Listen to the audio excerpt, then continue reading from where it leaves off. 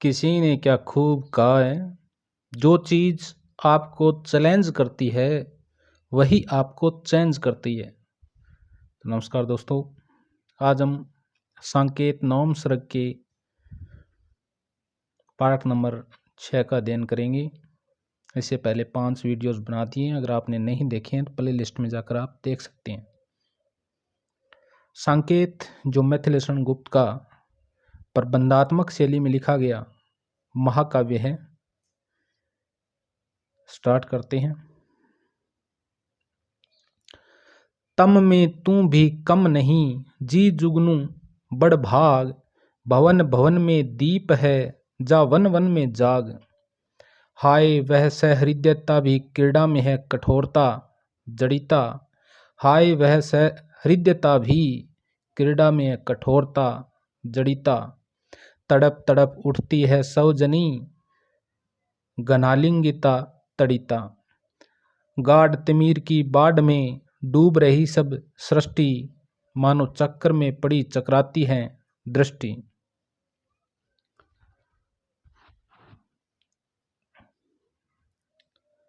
तम यानी अंधकार, बड़ भाग यानी बड़े भाग यानी सौभाग्यशाली।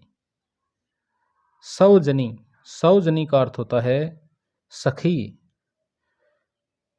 घनालिंगिता, घनालिंगिता, घनालिंगिता का अर्थ होता है मेघ के आलिंगन में आबद्ध। तिमिर, तिमिर होता है अंधकार, तिमिर होता है अंधकार।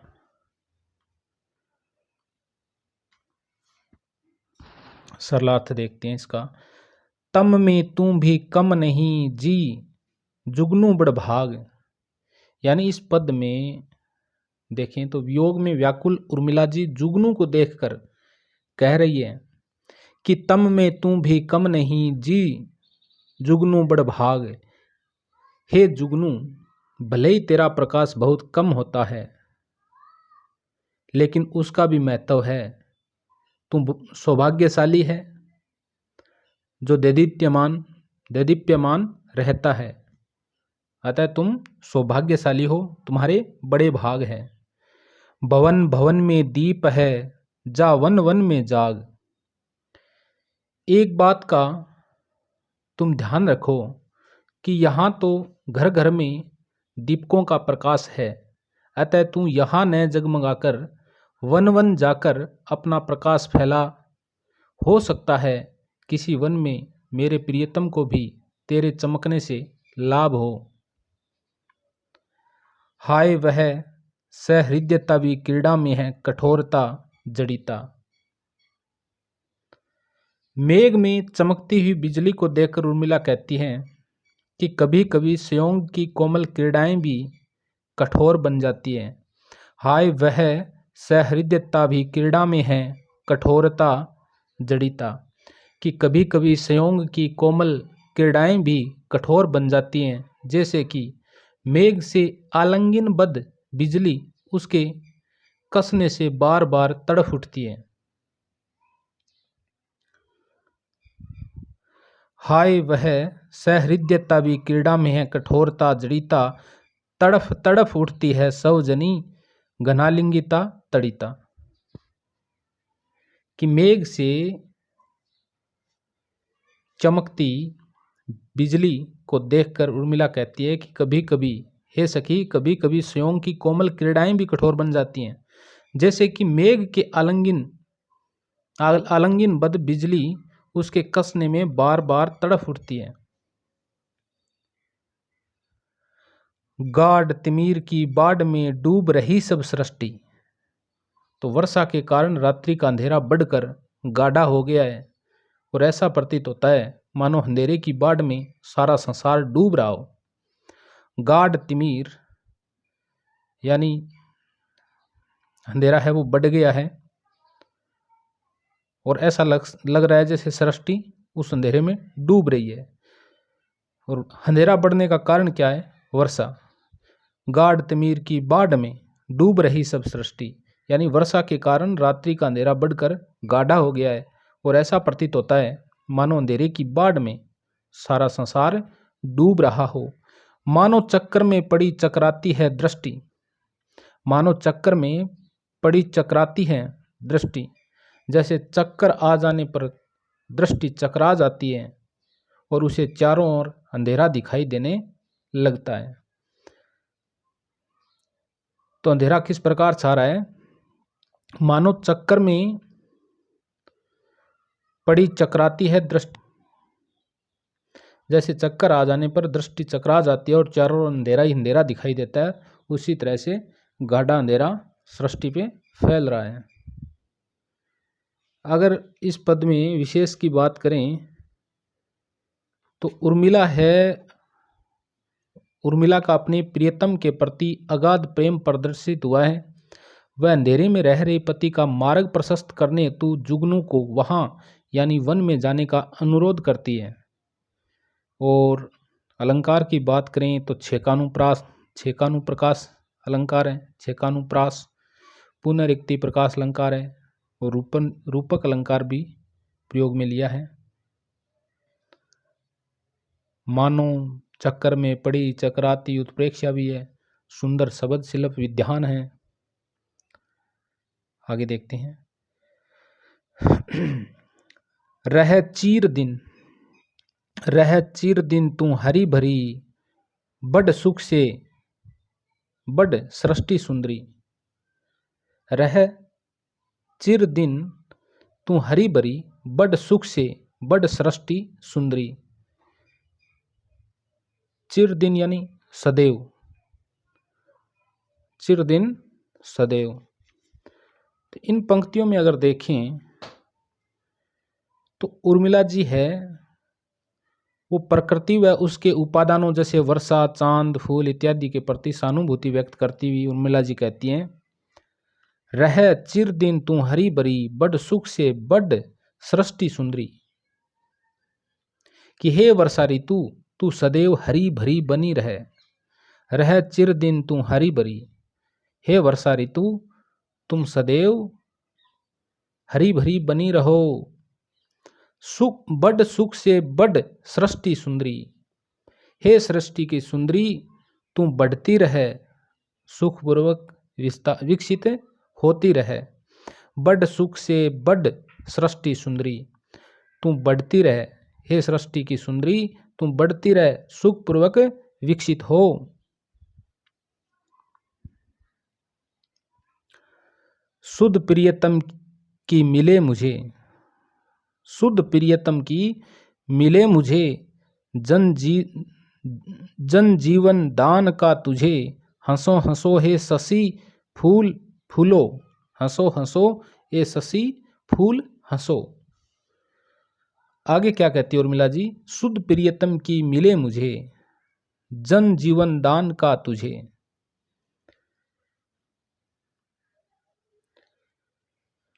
तो सृष्टि की सुंदरी को कहती हुई कि तुम बढ़ती रहे, सुखपूर्वक विकसित हो, तुझे देखकर मुझे अपने प्रियतम की स्मृति बनी रहती है। शुद्ध यानी स्मृति, याद, प्रियतम की मिले मुझे, कि हे सृष्टि तू विकसित होती रहे और तुझे देखकर मुझे अपने प्रियतम की स्मृति यानी याद बनी रहती है। जन जीवन दान का तुझे, मुझे भी सभी जीवों को जल के द्वारा जीवन दान करने का फल मिलता रहे। मुझे भी सभी जीवों को जल के द्वारा जीवन दान करने का फल मिलता रहे। हंसो हंसो ए शशि फूल फूलो, हंसो हिंडोरे पर बैठ झूलो। हिंडोरे यानी हिंडा, झूला। शशि, शशि होता है, क्या होता है शशि? चंद्रमा। आगे उर्मिला जी चंद्रमा को संबोधित करते हुए कहती है, हे चांद तुम हंसते रहो। हंसो हंसो हे शशि फूल फूलो, हंसो हिंडोरे पर बैठ झूलो। कि हे चांद तुम सदैव हंसते रहो, हंसते हुए अपनी चांदनी बिखेरते रहो। हे फूल तुम खिलो, लता के हिंडोलों में बैठकर झूलते रहो। हंसो हे शशि फूल हंसो, फूल फूलो। तो चंद्रमा को क्या कहते हैं कि तुम सदैव हंसते रहो और हंसते हुए अपनी चांदनी बिखेरते रहो। हंसो हिंडोरे पर बैठ झूलो, हे फूल तुम खिलते रहो। और लता के हिंडोले पर बैठकर झूलते रहो। हंसो हिंडोरे पर बैठ झूलो, लता के हिंडोले पर बैठकर झूलते रहो। यथेष्ट में रोदन के लिए, यथेष्ट में रोधन के लिए झड़ी लगा दूं इतना पिए हूं। यथेष्ट में रोधन के लिए झड़ी लगा दूं इतना पिए हूं। तुमको बुरे दिन न देखने पड़े, मैं ही रोने के लिए पर्याप्त हूं। यथेष्ट का मतलब होता है पर्याप्त। यथेष्ट में रोदन के लिए झड़ी लगा दूं इतना पिए हूं। तो उर्मिला जी कहती है कि तुमको बुरे दिन न देखने पड़े, मैं ही रोने के लिए पर्याप्त हूं। झड़ी लगा दूं इतना पिए हूं। मैं वेदना जल को इतना पिए हुए हूं कि चाहे आंसुओं के रूप में उसकी झड़ी लगा दूं। प्रकृति तू प्रिय की स्मृति मूर्ति है, प्रकृति तू प्रिय की स्मृति मूर्ति है, जड़ित चेतन की त्रुटि पूर्ति है। आगे उर्मिला जी प्रकृति को संबोधित करते हुए कहती हैं कि हे प्रकृति, तू प्रिय की स्मृति मूर्ति है, कि तुम मेरे प्रियतम की स्मृति का साकार रूप हो। अर्थात तुझे देखकर मुझे अपने प्रियतम की याद बनी रहती है। तो किसको देखकर उर्मिला जी को अपने प्रियतम की याद बनी रहती है? प्रकृति को। तो उर्मिला जी प्रकृति को संबोधित करते हुए कहती है कि हे प्रकृति, तुझे देखकर मेरे प्रियतम की याद बनी रहती है। तुम तो प्रिय की स्मृति मूर्ति हो, तुम तो मेरे प्रियतम की स्मृति का साकार रूप हो। जड़ित चेतन की त्रुटि पूर्ति है, जड़ित चेतन की त्रुटि पूर्ति है। तुम उन चेतन मनुष्यों के कष्टों को दूर करने वाली हो जो दुखों के कारण जड़ सा जीवन जी रहे हैं। जड़ित यानी जड़ सा, चेतन की त्रुटि पूर्ति। तुम तो उन चेतन प्राणियों के कष्टों को दूर करने वाली हो जो दुखों के कारण जड़ सा जीवन जी रहे हो। रख सजीव मुझे मन की व्यथा, कह सखी कह तू उनकी कथा। आगे उर्मिला जी क्या कहती हैं? तो उर्मिला जी कहती हैं, रख सजीव मुझे मन की व्यथा, व्यथा होती है पीड़ा, कह सखी कह तू उनकी कथा। तो उर्मिला जी कहती है कि मैं चाहती हूं कि मेरे मन की पीड़ा मुझे स्पंदित करती रहे। रख सजीव मुझे मन की व्यथा, मैं चाहती हूं कि मेरे मन की पीड़ा मुझे स्पंदित किए रहे। कह सखी कह तो उनकी कथा। तो उर्मिला जी सखी से कहती हैं कि वह उसके प्रियतम की कहानी वह अतीत के सुखद प्रसंग उसे सुनाती रहे ताकि उसका मन लगा रहे। कह सकी कह तो उनकी कथा। उर्मिला है वो सखी से भी यही चाहती हैं कि वह उसके प्रियतम की कहानी व अतीत के सुखद प्रसंग उसे सुनाती रहे ताकि उसका मन लगा रहे। अगर इस पद की बात करें तो इसमें विशेष देखते हैं, तो इसमें विशेष देखें तो उर्मिला सामान्य विरहणियाँ हैं उनसे भिन्न है, क्योंकि उसे प्रकृति से सहानुभूति होती है, द्वेष नहीं होता है। उर्मिला सबके सुख की कामना करती है। और देखें तो वर्षा को सृष्टि सुंदरी इसलिए कहा गया है क्योंकि उसके बरसने के बाद निष्प्राण धरती हरी भरी होकर आकर्षक दिखाई देने लगती है। इसके अलावा विरोधाभास, पुनरुक्ति, प्रकाश, रूपक अलंकारों का अच्छा प्रयोग हुआ है। भाषा सरल है, प्रवाहमय है। और आगे चलते हैं। निरख सखी ये खंजन आए, फेरे उन मेरे रंजन ने, नयन इधर मन भाए, फैला उनके तन का आतप, मन ने सर शरमाए, घूमे वे इस ओर वहीं, ये हंस यहाँ उड़ छाए, करके ध्यान आज इस जन का निश्चय वे मुस्काए, फूल उठे हैं कमल अधर से, ये बंदूक सुहाई। निरख, निरख यानी देखो। खंजन, खंजन यानी काले रंग की एक चंचल चिड़िया के लिए आया है। आतप, आतप होता है धूप। सर यानी सरोवर, सर यानी सरोवर। इस पद में देखें तो उर्मिला ने वर्षा की समाप्ति पर और शरद ऋतु के आगमन का स्वागत करते हुए, वर्षा की समाप्ति पर शरद ऋतु के आगमन का स्वागत करते हुए प्राकृतिक उपादानों में अपने प्रियतम की छवि देखती हैं और अपनी सखी से कहती हैं, क्या कहती हैं? निरख सखी ये खंजन आए, हे सखी देखो शरद ऋतु प्रारंभ हो गई है, ये खंजन पक्षी आ गए हैं। यानी काले रंग की एक चंचल चिड़िया है खंजन, देखो ये खंजन पक्षी आ गए हैं। और खंजन पक्षी किस ऋतु का आगमन माना गया है? शरद ऋतु यानी प्रारंभ हो गई है, देखो ये खंजन पक्षी आ गए हैं। फेरे उन मेरे रंजन ने नयन इधर मन भाए, फेरे उन मेरे रंजन ने नयन इधर मन भाए। मुझे तो लगता है कि जैसे इन खंजन पक्षियों के आने के माध्यम से मेरे प्रियतम ने ही अपने नेत्र इस ओर घुमाए हैं। फेरे उन मेरे रंजन ने नयन इधर मन भाए। तो उस खंजन पक्षी को देखकर उर्मिला जी कह रही है कि मुझे तो ऐसा लगता है जैसे इन खंजन पक्षियों के आने के माध्यम से मेरे प्रियतम ने ही अपने नेत्र इस ओर घुमाए हो। कहने का मतलब ये है कि खंजन की उपमा नेत्रों से दी जाती है और उर्मिला की खंजन को देखकर प्रिय के नेत्र याद आ जाते हैं। तो उर्मिला जी को खंजन पक्षियों को देखकर किसके नेत्र याद आ जाते हैं? तो अपने प्रिय के नेत्र याद आ जाते हैं, लक्ष्मण जी के नेत्र याद आ जाते हैं। फैला उसके तन का आतप मन से सर सरसाए हैं, फैला उनके तन का आतप मन ने सर सरसाए। इस ऋतु में चारों ओर कष्ट की अपेक्षा आनंद देने वाली धूप फैल गई है। आतप यानी धूप। इस ऋतु में चारों ओर कष्ट की अपेक्षा आनंद देने वाली धूप फैल गई है। यह मेरे प्रियतम के शरीर का प्रकाश है, शरीर का सौंदर्य है।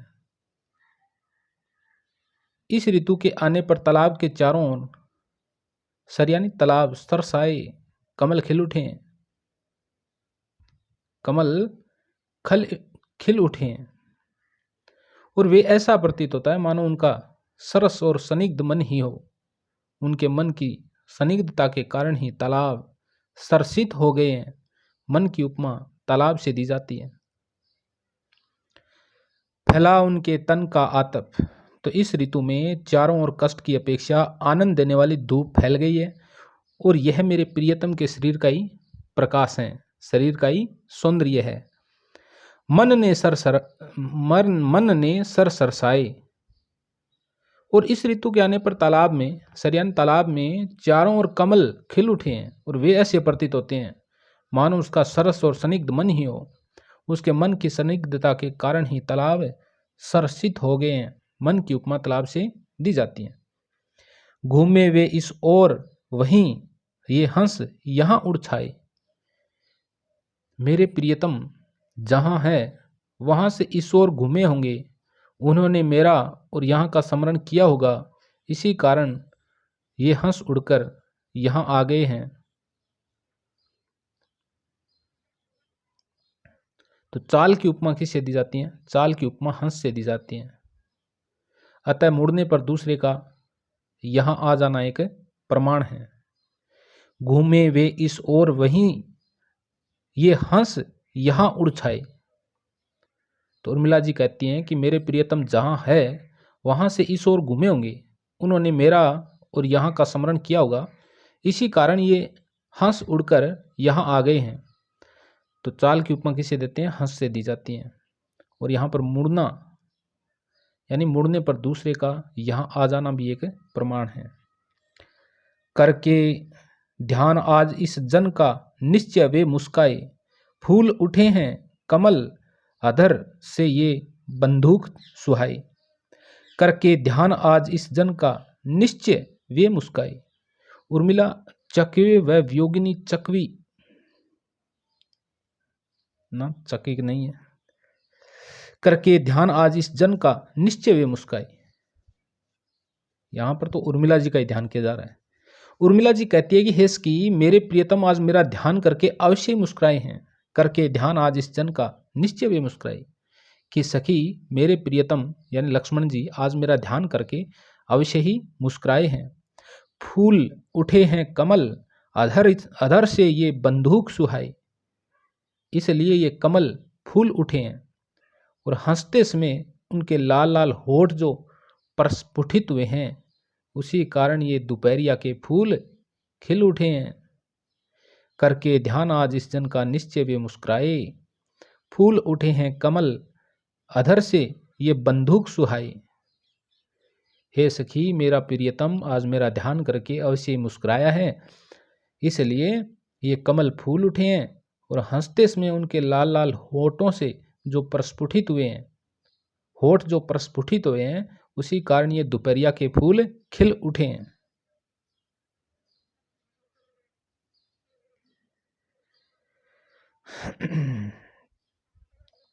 अगर इस पद में देखें तो प्रकृति का मोहक चित्रण और अपन होती अनुप्रास अलंकार का प्रयोग है और भाषा सरल है।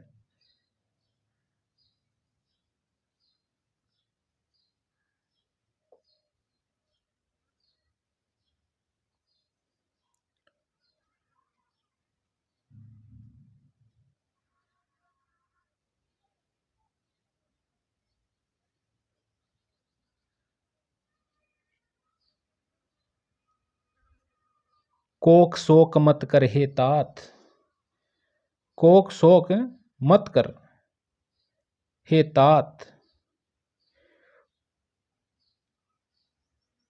कोकी कष्ट में हूं मैं भी तो सुन तू मेरी बात।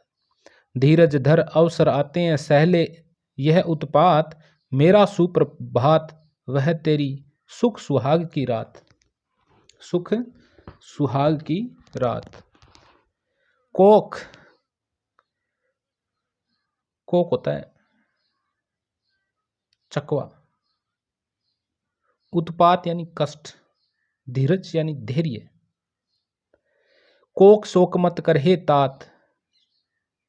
इस पद में देखें तो उर्मिला है वो चकवे और वियोगिनी चकवी को सांत्वना देती हुई कहती है, कोक शोक मत कर हे तात, हे चकवे तुम कोक शोक मत करो, तुम शोक मत करो, हे चकवे तुम शोक मत करो, यह शोक करने का अवसर नहीं है, वरन वियोग को धैर्यपूर्वक सहने और स्वीकार करने का अवसर है। कोक शोक मत कर हे तात, हे चकवे तुम शोक मत करो, यह शोक करने का अवसर नहीं वरन वियोग को धैर्यपूर्वक सहने और स्वीकार करने का अवसर है।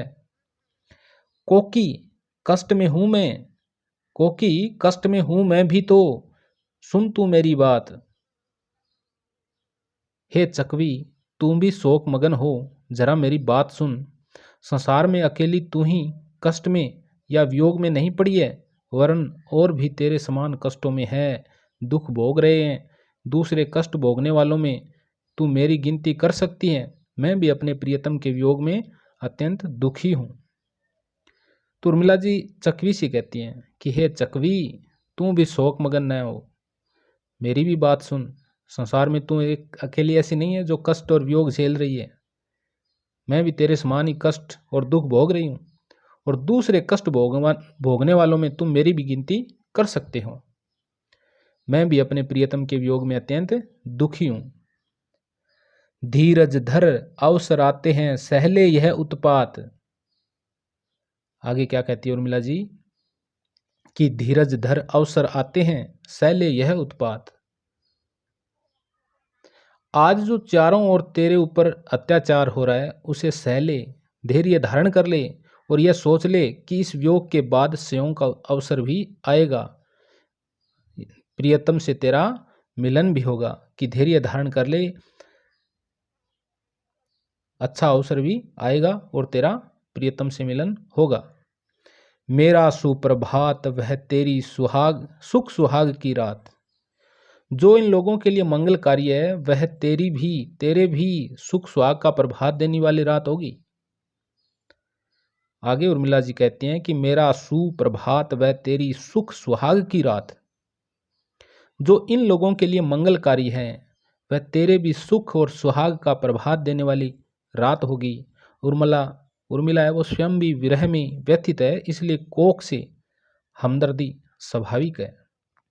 इस पद में देखें तो धृति संचारी भाव की व्यंजना है और उर्मिला के आदर्श चरित्र की प्रस्तुति की गई है। भाषा सरल है, सहज है। किसने मेरी स्मृति को बना दिया है निशिथ में मतवाला।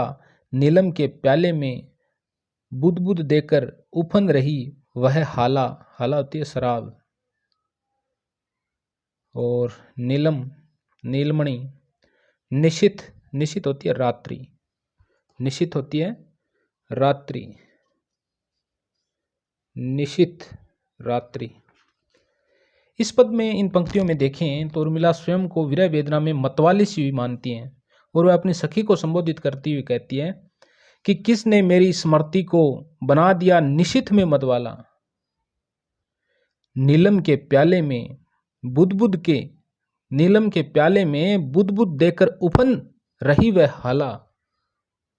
तो कहती है उर्मिला जी क्या कर रही है कि हे सखी, जिस प्रकार प्याले में शराब बुदे उत्पन्न करती है कि बुद देकर उफन रही वह हाला, कि जिस प्रकार शराब प्याले में बुदे उत्पन्न करती है और उसका सेवन करने वाला होता है वो क्या हो जाता है, मतवाला होकर अपनी याद खो देता है। उसी प्रकार तारों से भरी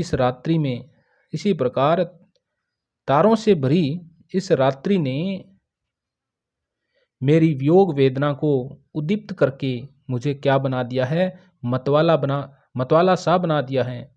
उर्मिला को आकाश प्याले के समान और तारे शराब के बुलबुलों के समान दिखाई दे रहे हैं। किसने मेरी स्मृति को बना दिया निशिथ में मतवाला। नीलम के प्याले में बुदबुद देकर उफन रही वह हाला। तो उर्मिला जी अपनी सखी से कहती हैं कि जिस प्रकार प्याले में शराब बुदबुदे उत्पन्न करती हैं और उसका सेवन करने वाला मतवाला होकर अपनी याद खो देता है, उसी प्रकार तारों से भरी इस रात्रि में मेरी वियोग वेदना को उद्दीप्त करके मुझे मतवाला बना दिया है। उर्मिला को आकाश प्याले के समान और तारे शराब के बुलबुलों के समान दिखाई दे रहे हैं। अगर इन पंक्तियों में विशेष देखें तो वियोगिनी उर्मिला का सहज चित्रांकन है और भाषा सरल है।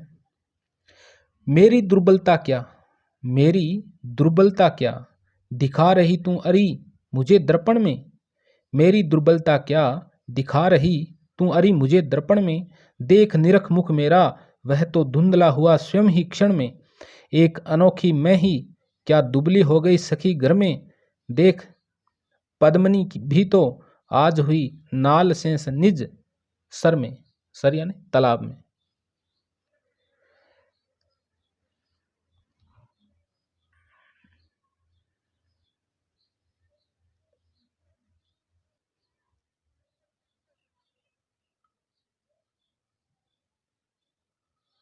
तो इस वीडियो में इतना ही पढ़ेंगे, बाकी का अगले पार्ट में देखेंगे, क्योंकि ये जो पंक्तियां हैं सामने इसके बीच में और भी मैटर रह गया है थोड़ा, एक पद रह गया, उसको एडजस्ट करके बाद में पढ़ेंगे अगले वाले पार्ट में। अगर आपको वीडियो ये अच्छा लगा है तो लाइक करना, शेयर करना।